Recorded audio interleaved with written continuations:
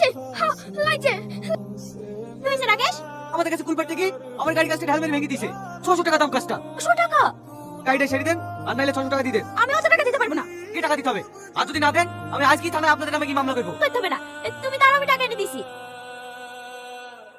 এখানে আয়। আমি যাবো না, তুমি আমাকে মারবা। মারবো না, এখানে আয়। তোর কি দরকার ছিল লোকের কাছে ঢেল মারার? আমি লেজে দিত কোল, জানিস আমাদের আপন বলতে কেউ নাই। কিছু করলে সব দোষ আমাদেরই হবে। এখনো যাসনি? আছি বড় মা, এখনই যাচ্ছি। কেউ তোমার সাথে যাবো বাবু? না না, তোকে যেতে হবে না, আমি খাবারটা দিয়ে এক্ষুনি চলে আসবো। দেখলে বড় মা আমাকে মারবে, তুমি আমাকে নিয়ে চলো না। কি হয়েছে তোর গালে?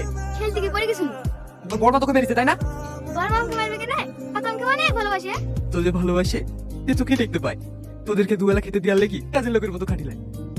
আব্বু, বড় মা তো আমাদের মায়ের মতোই, আর নিজেদের সংসারে কাজ করতে হবে না।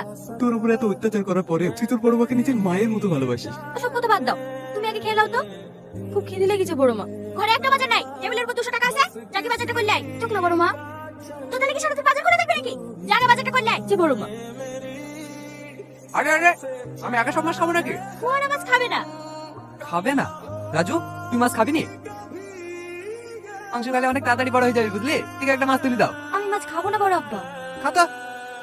তুমি আজকে রাজুকে মেরেছো কেন? ওকে সাথে বলিস তাই না?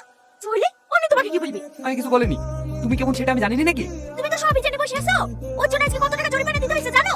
যত টাকা দিতে হোক, আমি তুমি ওকে ওইভাবে মারবা? সামারি, থাকো তুমি ওদের গেলি, আমি থাকবো না। তোমার কি দরকার ছিল এখন এইসব কথা বলার? তোদের উপর অত্যাচার করবে, আমি আর কতদিন চুপ করে থাকবো? বলে তুমি বড় মার সাথে ঝামেলা করবা? তো বাদ দে।